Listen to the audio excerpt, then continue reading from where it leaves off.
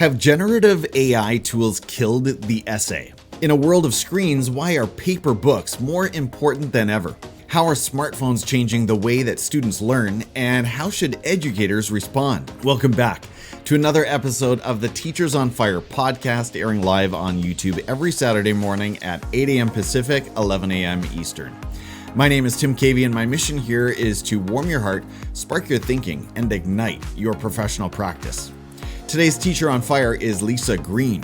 Lisa is a teacher, author, and educational consultant in Victoria, Canada. Her master's degree and ongoing work lead her to explore the connections between work, psychology, coaching, and learning. Connect with Lisa on Instagram at LisaGreen_here to learn and at her website, heretolearn.ca.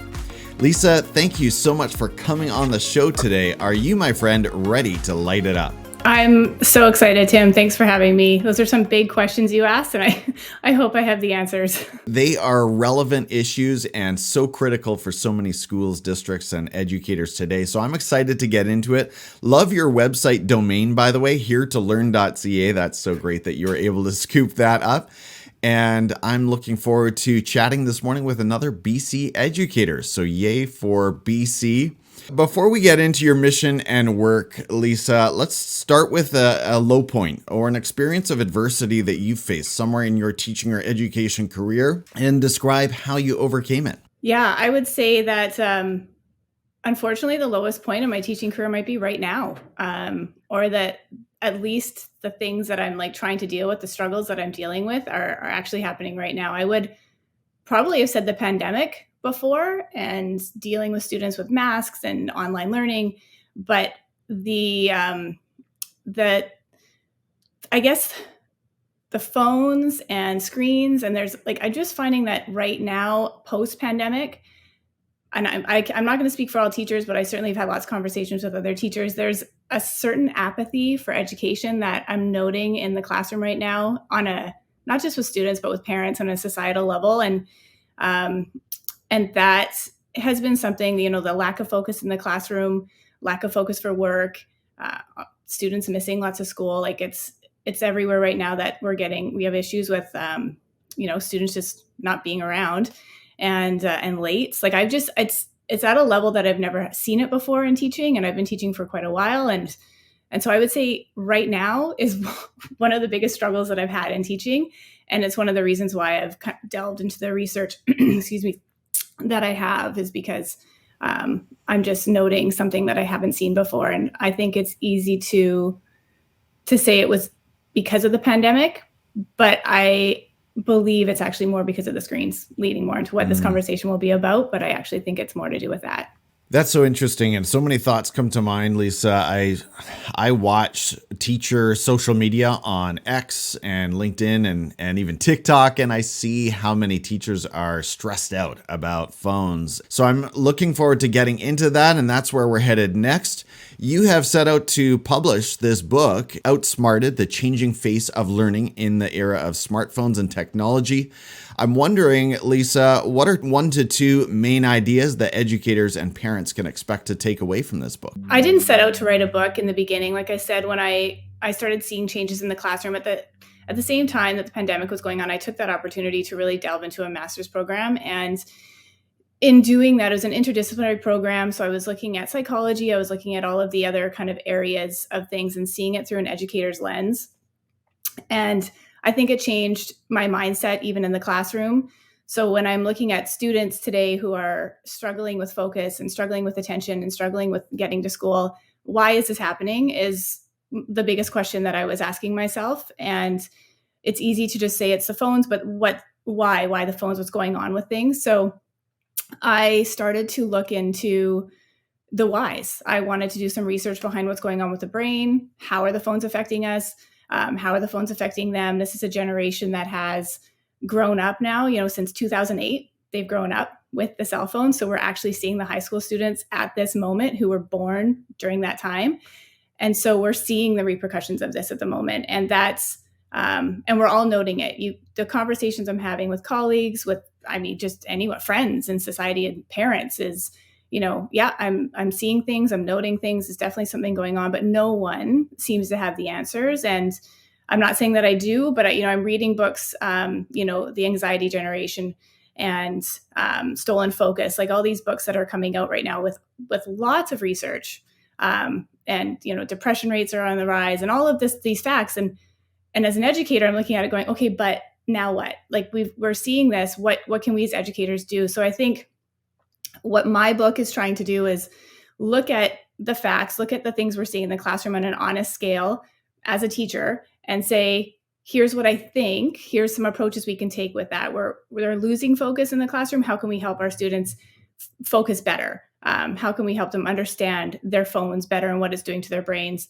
And then again, like as a teacher going, how, instead of just getting upset or frustrated with the fact that students aren't handing work in, how can I help them better do that? Because I know there's tactics and strategies out there on like a psychological level, on a neurological level. And I really think that if we help students understand the phones better and what it's doing to them, they'll have a better response with this. So I'm hoping that that's what the book does.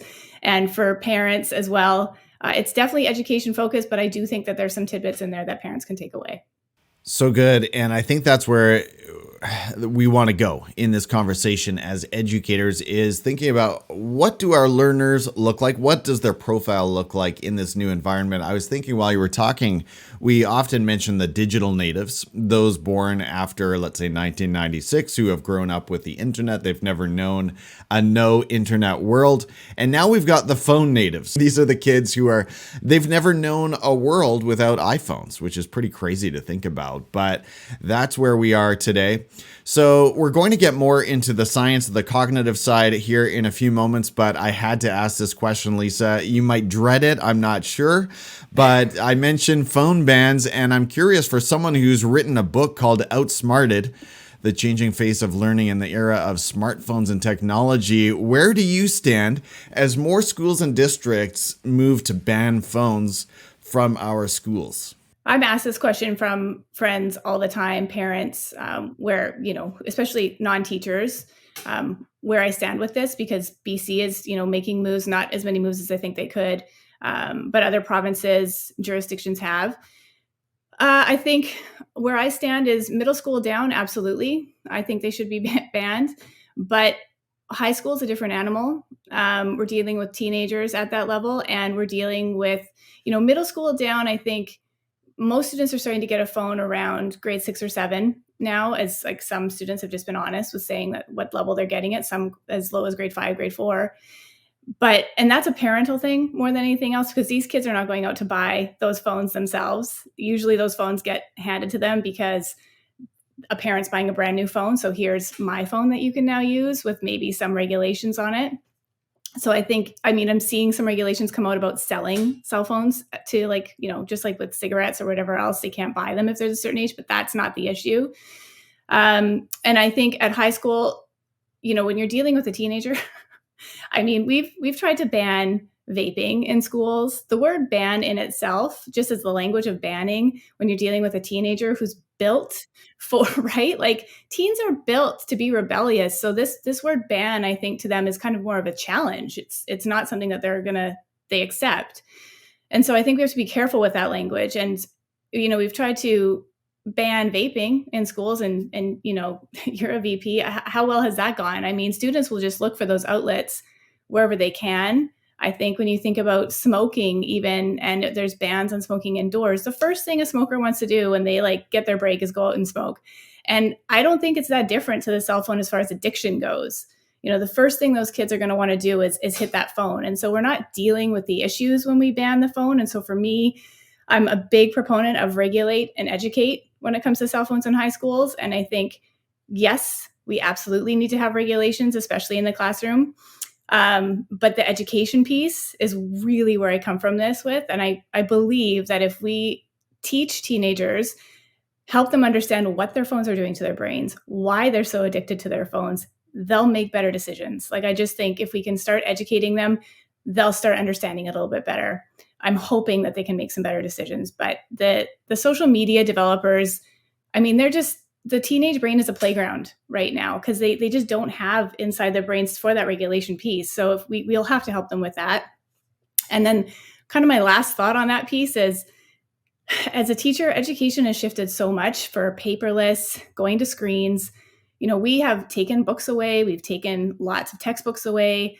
And so funding has been pulled from that. And now, if we just kind of ban a mode of screens in the room, what are we doing to replace that? And I think that there's a lot of teachers who hear that we'll ban phones going, but I use this. Like I'm using this as like their Google Slide platform or whatever it is, because I don't have access to Chromebooks in my school. And you've asked me to go to this place where we're using more of these platforms online.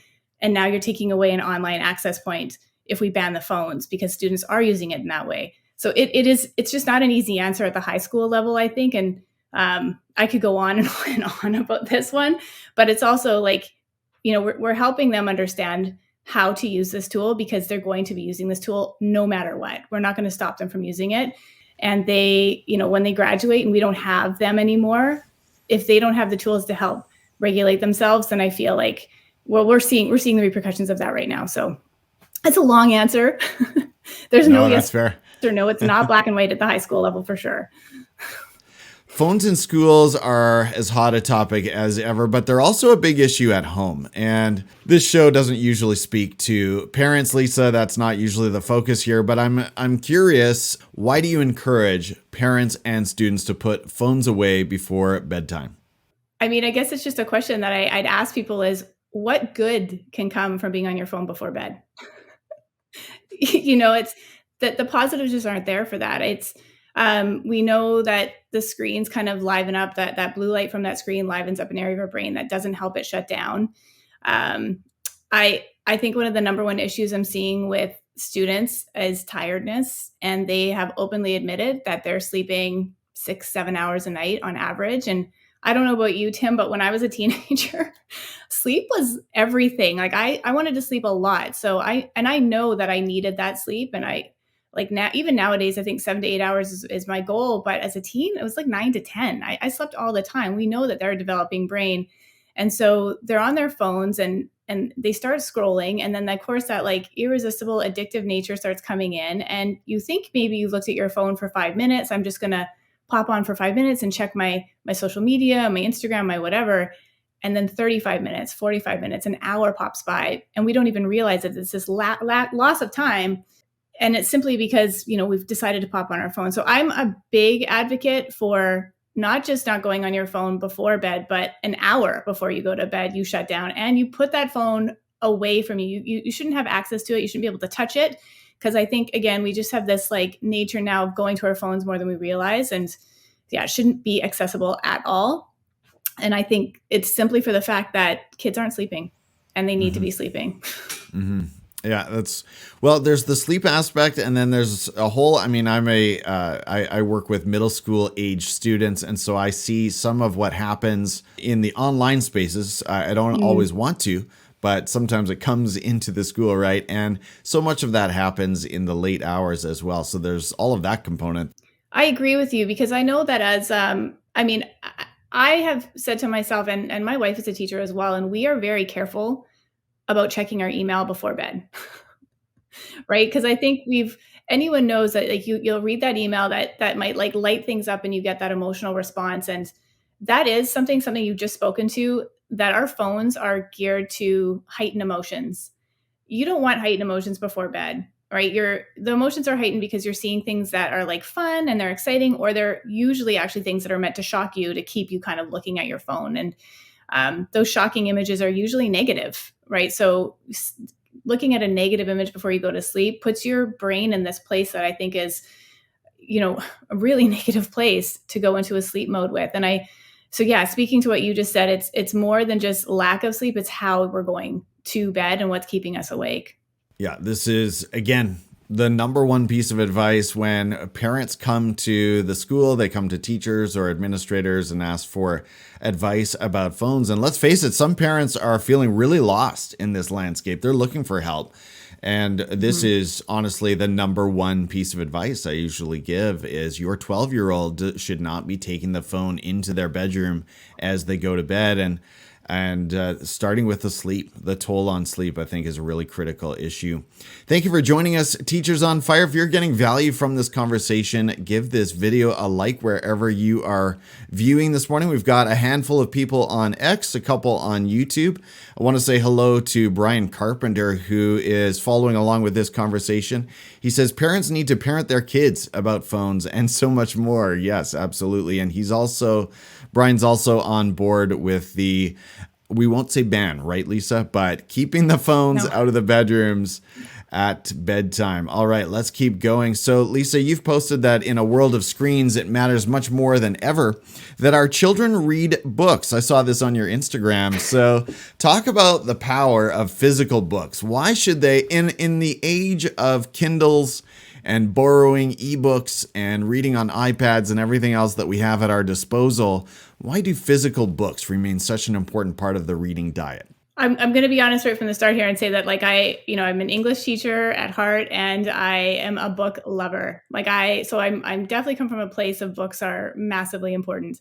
So I'll just say that right off the bat. But I already think that there was kind of like a lack of reading going on with kids coming up. And I don't know if that's just because, there's not as many parents. Honestly, I know that parents are hampered and they're working and whatever else, but maybe not reading with their kids as much as at night as used to happen.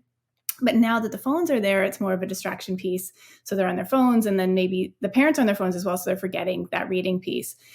When it comes to reading, Johann Hari wrote this book, Stolen Focus, and he's got a chapter dedicated to this where he really talks about how our brains focus better when we're looking at a page and words on a page than when we're looking at a screen. When we look at a screen, our reading pattern is jumping from one thing to the next thing to the next thing. And so our focus is we're training our brains not to focus. When you're reading words on a page, you're actually having to train your brain to focus on that one thing.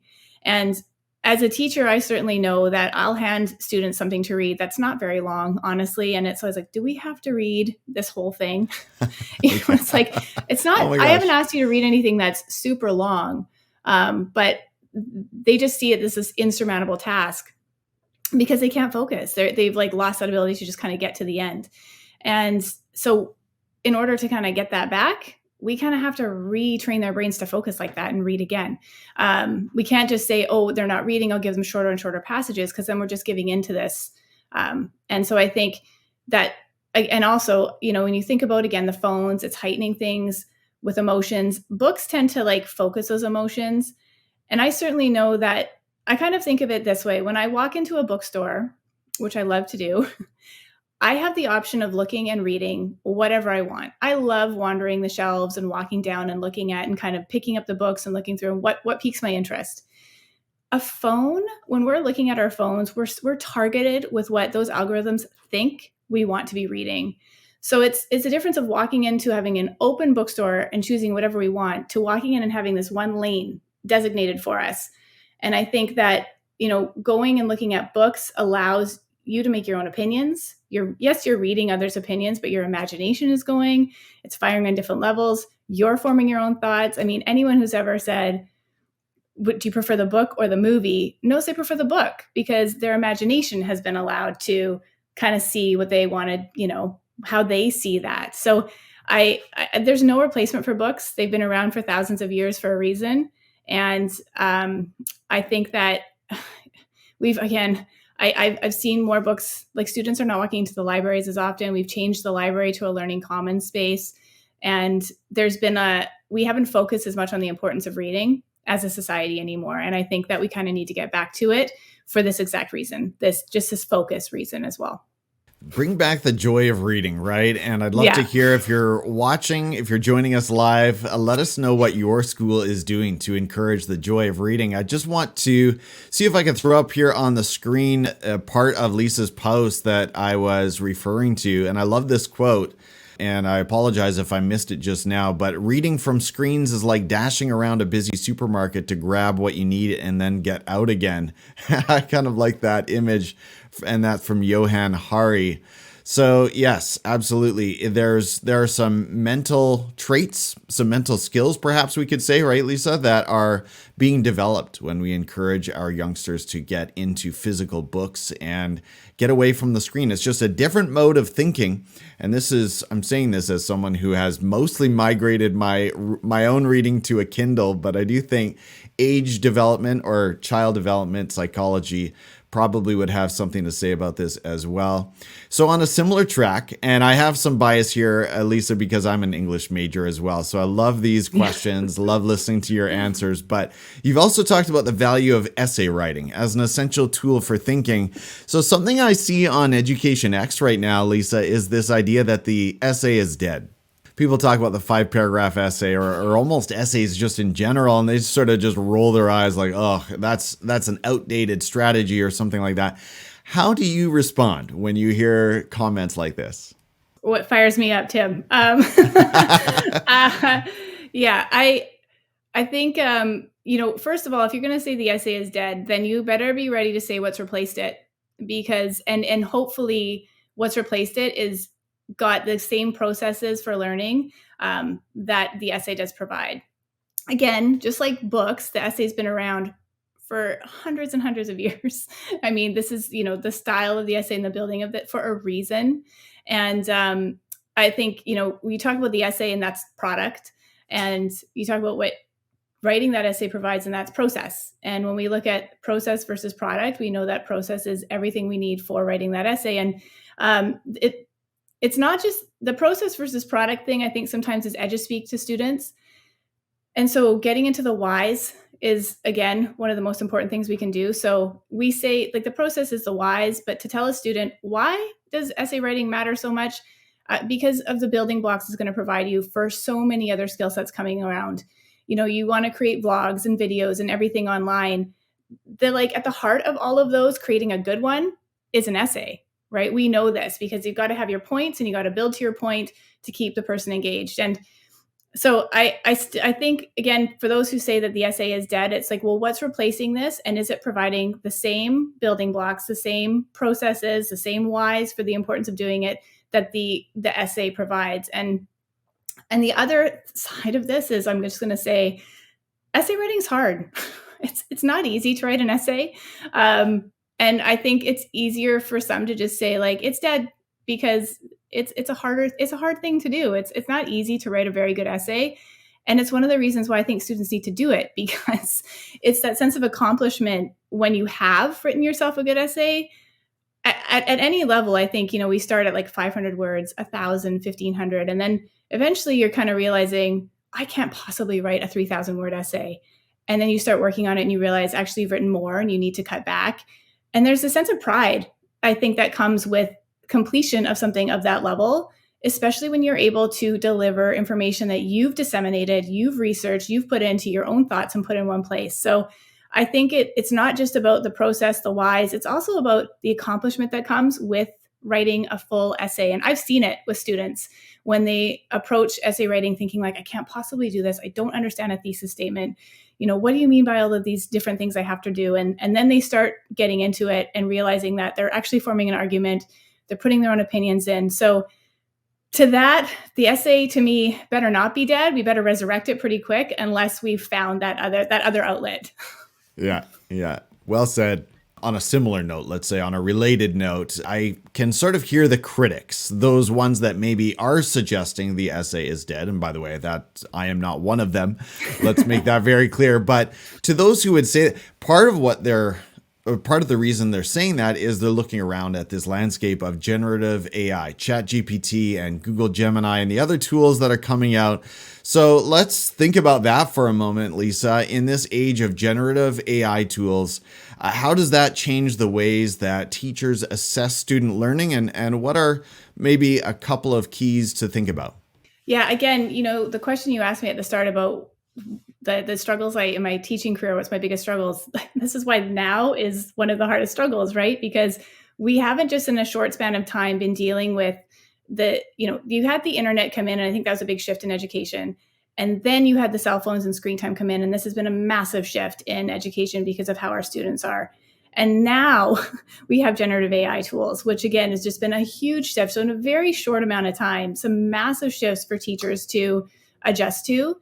And when it comes to generative AI, I'll say that, like, honestly, I'm not against it at all. And it's here. It's not something we can be against or for, because the fact is it's here. It's only going to keep advancing. And so I think it's easy to look at it and say, well, this is changing. Students aren't working. They're just using AI, but they're going to. I'm using it. I use it for quite a bit to help with my teaching. So, and I think we have to, as teachers, use it because we need to understand it. I think the more we use it, the more we kind of see the words it uses. We can spot it better with students as well.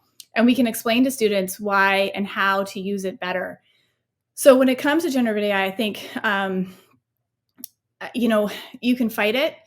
I think one of the hardest things as a teacher is to see that piece and know that that's, that that student didn't write that.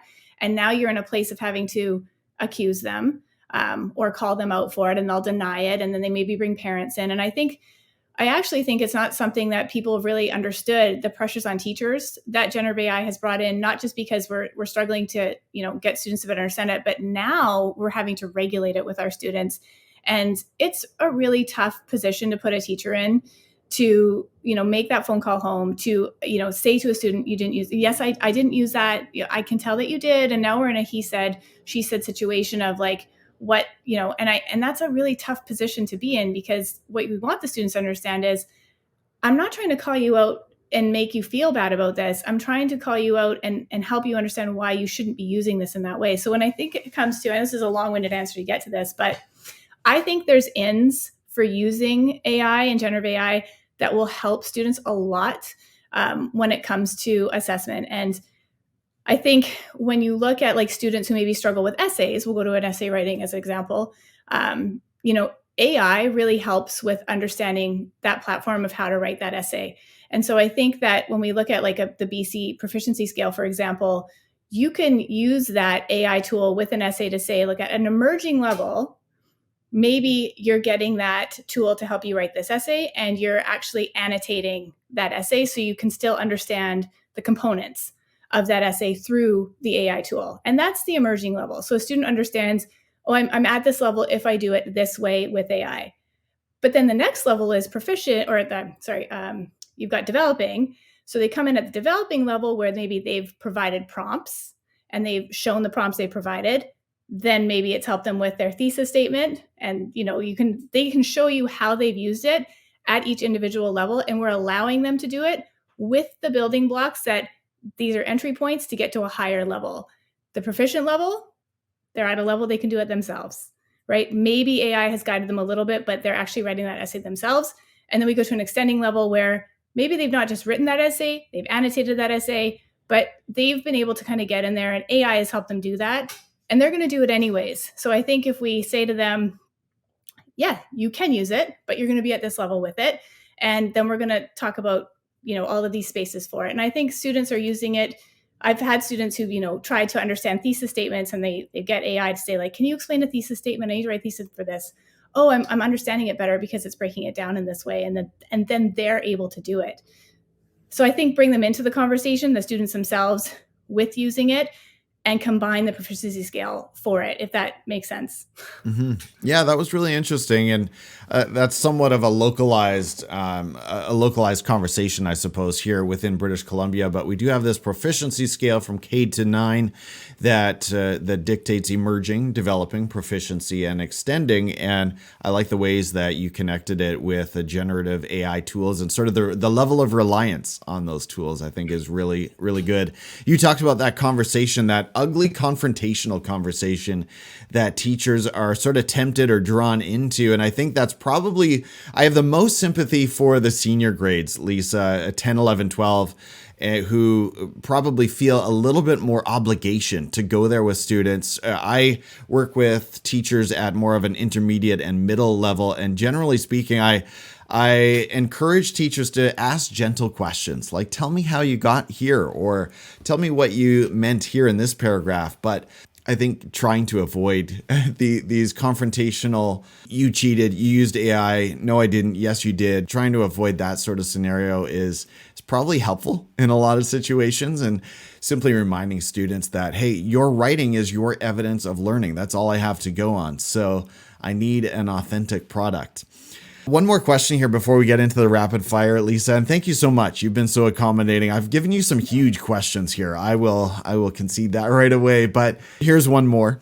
You offer a professional learning workshop, again, at your website, heretolearn.ca, a professional learning workshop on the value of portfolios and conferencing with students. So I wonder if you have a couple of thoughts for us, not to share your whole workshop, but how can teachers and school leaders build a culture of reflection and celebration of, for, and as learning in their buildings? And it's funny, we lose our focus, don't we, on learning. That's what we should be all about. So are there a couple of practices that you love to see happening in schools that you can share? Oh, absolutely.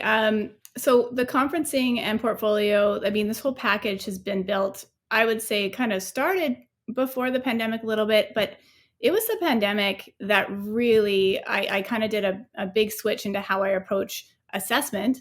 And that was because during the pandemic, teachers are being asked all the time to consider so many factors of what was going on at home. Had parents lost their job? Were they sick? The technology available, the use of technology at home, maybe kids didn't have access to this. So we were being asked, in your assessment, make sure you're considering all of these factors. Well, post-pandemic, none of those things have changed.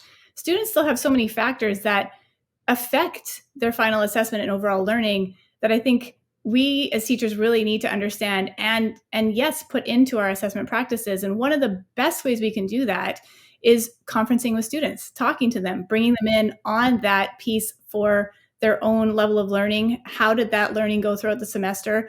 And I'm not talking about just allowing a student to choose a grade here, but a student to have a conversation about where that grade should be at the end. Has my assessment of what they've done, does that actually reflect what they feel? So in an ideal world, I feel that at the start of the year, and I do this with my own students, I have them build a portfolio, have them start with a portfolio that they'll be adding to throughout the semester. And then I take that portfolio and I talk to them, I pull them out individually. And the number one question I'm usually asked by teachers is well, what is your class doing at that time? And usually I just have them working on something else that they can individually work on while I'm pulling a student out and going over their portfolio and talking to them about it. And the portfolio is the entry point for me to ask them a few questions. Are there things that I should be aware of this semester? How busy are you this semester? What's going on with sports, with life? You mentioned that you struggle with getting to school on time. Can we talk about that? So these initial interviews are around 5 to 10 minutes. They're not super long, but they're an initial connection. And honestly, they take me sometimes a good month to get through everybody. But the information and the connection that I make right off the bat with students is usually where I'd be with most students in the past at the second or third month, and sometimes not at all. So I'm at a place where I can even say to a student, look, I've read over your IEP, but can you talk to me a little bit about how you feel about this? And they love to get involved in that conversation. So that's the initial piece. We build a portfolio, we add work to it, we reflect on things, and they know that at the end of the semester with me, their final assessment is based on a conference. So they will conference with me. That conference includes their portfolio. We'll look over it together. It includes their final grade, which has been provided through a Google Classroom setting, for example. And it includes their final reflection on their learning. So it includes so many elements.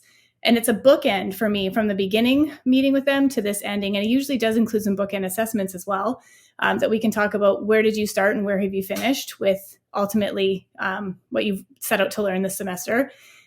And then we have that discussion about, I kind of call it sometimes a bit of a mark defense, because I say to the students, do you feel this grade actually reflects where things are at? And if not, defend it. Tell me what you think you deserve and tell me why. And those conversations can be hard. They're also my favorite thing in my entire teaching practice, because I get to know the students really well during those. And honestly, it's changed my whole practice. I feel more confident in my assessment because I've involved the students in those discussions. I don't have nearly as much pushback as I used to with students saying why did I get this? Or how, usually now if a grade comes out and they're not happy with it, I say, well, just remember that at the end, we're having a conversation, and maybe you didn't do well on this test or you didn't do well on this, but what can you do to improve on that? And that'll be a part of our conversation later. And so they know that they have these opportunities for growth at the end, and this reflection about their whole learning. So I hope that answers your question. Yeah, it's a lot of that. Yeah, so and so good. Lisa, I love the picture that you presented of the way that you show investment in each student and those individualized conversations where you're getting to know not just their work in your particular course, but just holistically, how are they doing as a person? And I have to believe that your students feel so loved and appreciated and cared for, having gone through that. And you're just laying the groundwork for more buy-in from students, probably better behavior in the classroom setting. And I mean, it's not to say that every class will be perfect after that, but you've got students on board. And I just love that. That's very challenging to me as an educator. I'm wondering too, are you managing these portfolios in a digital space? Is there a particular tool that you're using for that? Yeah, absolutely. So at the lower levels, I use Google Slides. I've built a portfolio on a Google Slide and shared it with them. And at the grade 11, 12 level now, I'm started using Google Sites. So they're building their own website, and through the website building a portfolio. And for my students, like I teach Spanish is my other massive teachable. It's what I've been mostly teaching these days. And the students I have at Spanish 11 are usually the students I'll have at Spanish 12. So they can now take that website and build into their portfolio. And it's not just showing their learning through grade 11, it'll show their learning through grade 12 as well. And it's something they can share at home, right? Like, what are you learning? Here you go. And usually it's very culture based, very fun, very flashy with images and pictures. But I want them to reflect on the things we're talking about in class. And so it's not as much language based. You don't have to write in Spanish because they're not really at that level, but it's more culture based of the things that we're learning in class for that piece. So good. I love that longitudinal vision of carrying that portfolio over year after year. I mean, the ultimate ideal, I don't know if any school or district is pulling this off, but if you could put together a K to 12 view, wouldn't that be amazing just to scroll through the growth over the years? And to anyone listening, yeah, sure. Can I just add, I'm so sorry, Tim, but I just want to add the thing about the portfolio is that we have to make it valuable, because I don't know about you, but I've had to make portfolios at university at different levels, and it wasn't used for anything. So there, if you're not using that portfolio, if you just have students building something and they get wise to the fact that it doesn't mean anything. So if you're going to use portfolio, which I think is massively important, the conferencing becomes as important with that portfolio, because you're showing them right off the get-go, this matters, what you've created here. And I've caught students I'm not putting much effort in, and they're like, oh, I didn't actually think you were going to look at that. And you're like, no, I'm going to look at it, and I'm building this with you. And then at the end, that portfolio is a piece of evidence. And so without that piece of evidence, their argument falls flat. And they've learned that, they realize that. So the level of what I've seen their portfolios grow to has been massive. But I think the important thing with a portfolio is that as a teacher, you have to use it. It has to be a part of evidence at the end. Students need to know that this is valuable, or else they're not going to put the effort in. Yeah, that's a great point. Absolutely. And that, of course, we could talk about student-led conferences, right? Because there comes in that level of ownership and buy-in once they have to start using their portfolio to actually explain to their parents, describe to their parents their learning journey and what that looks like. I love the Google Sites vote. Lisa, I was going to say to anyone listening, if you do happen to be in a Google school or district, now I know most of our districts here in British Columbia are not Google districts, but if you do happen to be in one, you can restrict Google Sites to access only within the domain, which for some of the younger years is really helpful from a security perspective. Mm-hmm. Well, if you're enjoying this conversation, consider adding the Teachers on Fire YouTube channel to your morning commute. Start your day on fire. Lisa, I'm going to take you into some quicker questions now, and I'll try to limit my responses, which is hard for me sometimes, but I'll do my best. Outside of education, what's another area of learning for you, Lisa? What is it that ignites your passions away from professional learning and brings you alive as a human being? I think you'd see this on my Instagram, but it's travel. I am, that the here to learn thing for me came about because I actually have a sign on my classroom door when you walk in that says you are here to learn, with the little piece. And I feel that as the greater here, why we're all here is to learn as much as we can about ourselves, about the world. And so I try to really reiterate that to my students, and I live it. As soon as I can, I'm off traveling. I mean, I work to travel. I work to experience other cultures. And whatever I can do that challenges me to, I just recently posted that we were in Venice, and instead of, having that chance to just like look around at the glass and all that stuff that Murano offered, we seeked out an opportunity to blow that glass with a glass factory and learn how to do that, and talk with those, the people in there. And the girl that I met in there, who was fantastic, she really did most of the work for us, but she was so helpful, and rightfully so. It's very hot and you can injure yourself. But she, when I asked her, I just said, how did you get it? And I love having these conversations with people. So I'm really bringing that in as much as I can as well, to like have others learn through others and inspire that for them. But I asked her, how did you get into this? Because she seemed so young. And she said it was through a class project. She was 13 and she had to do an inquiry project about, and she chose that. She's from the Czech Republic, and she chose glass blowing. And then she met this glass blower who turned out to be a master glass blower, and they inspired and ignited something in her. And then she chose that as like a main focus afterwards. And, as a teacher, that's really exciting to hear, but it's also a great reminder that what we do with our students matters. And I love asking that question to people when they're doing something they love. How did you get into this? And ultimately, it usually comes, something in school happened.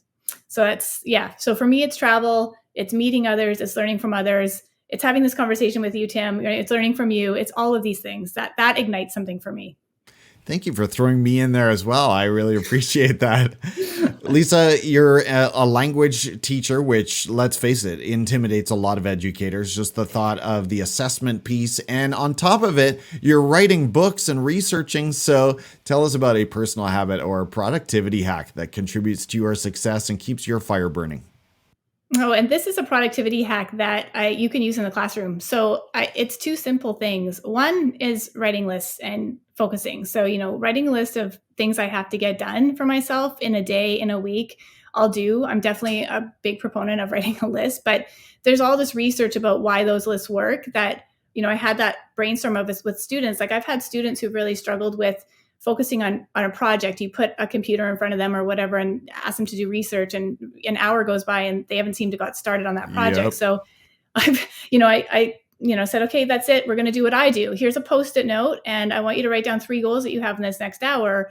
It could start with, I want to pick my topic. Number 1, easy. I want to start building my platform. Number 2, or whatever that happened, I want to start research. So I started that this year because it was something that I was doing. And I thought, I think this might actually help students focus. And I can't even tell you, Tim, the change that I've seen in my room from students able to kind of that task list, because at the end of a class, like it's something they keep looking at. And they're like, as soon as they start getting off task, the student starts talking to them, their phone or the screen or something on the computer distracts them. This Post-it note beside them kind of pulls back to like, what should I be doing right now? And the psychology behind writing a list is that once you've written something down, your brain wants to complete that task. So having that task list, as simple as it is for a project, is something that for me keeps me focused, and for students I've seen working. And that's simple. It's such a simple thing to do. And the second thing is also simple, which is a focus timer. So, people often ask me, how can you write a book? And how can you like do anything where it's like this large insurmountable task? And for me, I set a focus timer. So 25 minutes or 20 minutes or whatever I think I can dedicate. And I set that timer on my phone and I put that, to the side.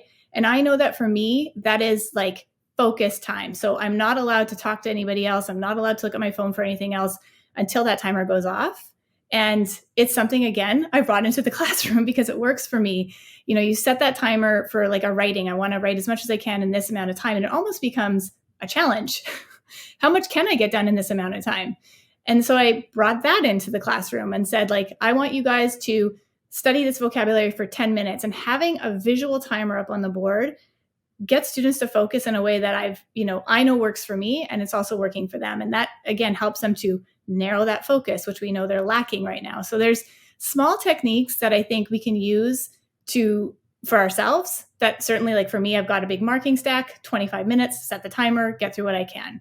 And I get through more usually in that time than I would in an hour of getting distracted and doing other things. So the lists and the focus timer, number 1 things that I can suggest. Great tips, Lisa. Thank you. Point us to an EdTech tool or app that you currently love using somewhere in your professional practice. Oh, if you were to look at my computer history and how much time I put into things, it would be Canva. And I know that you're also a big user of Canva, but I love Canva. And I mean, any posts or any things you see that come up, I've made those on Canva. Like I love the creativity element that Canva gives to me. The efficiency piece now because I'm getting better and better at it. I use Google Sites and Slides, and I've used those for a long time as well. But I would say that the thing I like going to the most is Canva because it excites me. I definitely probably waste more time than I should on there, but I like when things look pretty. I like when things look engaging. So Canva allows me to have that designer side of myself that, and it makes me feel like a professional that I know I'm not. Lisa, I know it's painful to ask for just one book from a book lover, but have you got an all-time fave, or maybe something that you've been reading lately that's been deeply influential? Lately, I've been reading obviously a lot of books, that are coming out about understanding the brain with cell phones and smartphones. But for me, it's not a hard question. I'm a coach first. My background is coaching basketball and playing a lot of sports. And so for me, Pat Summitt, who was a basketball coach in the States, she coached Tennessee. She's passed on from Alzheimer's, unfortunately, but she was a big coach back in the 90s and early 2000s. And she wrote a book called Reach for the Summit, and it's got her definite doesn't program for success. And I had that book when I was younger. I've had multiple copies of that book because I've given so many away to students, actually, because I feel like it really offers a lot, and it still does for me. So it's a seminal book for me. I still think it matters more than ever now because she really reiterates accountability and responsibility, which I think students need. So that for me, the Pat Summitt Reach for the Summit book is my go-to book. Reach for the Summit. Okay. Tell us about someone that we need to follow on either Education X, Instagram, where I know you spend a lot of time, LinkedIn, TikTok, anywhere, any social platform. Who's an educator that's been inspiring you lately? I love that you say I'm spending a lot of time on this. I actually don't. As people will see, relative to the other platforms, I guess. But yeah, Instagram. I'm actually very careful with how much time I spend online. I'm so sorry because of what I'm doing, right? Because of innately of what I've learned. So it's such a delicate balance. I'm saying please stay away from the screens, and I'm very aware of how much I'm on my screen because of those things. But you have to promote. But I would say. And he's definitely a name that's popular, which is Trevor MacKenzie. But I'm going to say Trevor MacKenzie not for the reason that I think a lot of people would guess, which is as he's inquiry learning, and he's kind of a guru of inquiry learning. But I actually taught beside Trevor for quite a few years, like side-by-side classrooms. And I'm going to say Trevor because for me, he's one of the most genuine, passionate educators. He gets very jazzed about education and helping other teachers with education. And I think, we're in a profession that can sometimes be very siloed, but also very like, I created this, it's mine. I don't want to share it because I'm afraid you'll do something different with it or better than I did. I'm not really sure why that exists. I mean, it does. But Trevor's taught me share, promote each other. He's, instead of looking at Trevor and saying like, look at all the things he's doing and he's succeeding, I've kind of said, Trevor, what are you doing? And is this an accessible world to kind of look and he has just said, yeah, what do you want to know? So, and what can I share with you? So I think from that side of things, teachers can really take a note of, we should be sharing more. It's already hard enough, dealing with what we're dealing with. And as much, if we can promote and talk and share, we should be doing that more and more to make our jobs and our lives easier. So Trevor's really taught me that. So it's not just because he's so great at inquiry learning, it's because of that other side of him that I'm going to promote him big time. So good. So good. Well, I'm going to need to wrap up this conversation, Lisa. Unfortunately, I've got a breakfast that I need to run to. But as we sign off, what are the best ways for the Teachers on Fire listening to follow you? Instagram is probably my best, or my website. Yeah, I'll probably give in at some point with X or something, but I'm going to really try and stick to just doing the basics because, and with, when my book comes out, which will be this fall, that'll have access to those things as well. So my website or Instagram. And again, she mentioned her book. It's going to be called, unless there's a late change here, Lisa, but it's going to be called Outsmarted, the changing face of learning in the era of smartphones and technology. Well, thank you so much, Lisa. Wow, you brought so much value today, and what a pleasure it was to connect with you. As a fellow BC educator, I look forward to meeting in person, and thank you so much for sharing part of your Saturday, part of your weekend here with me. Teachers on Fire, I'm your host, Tim Cavey, and I'm so grateful that you decided to spend some of your day listening to this podcast or watching us in video form.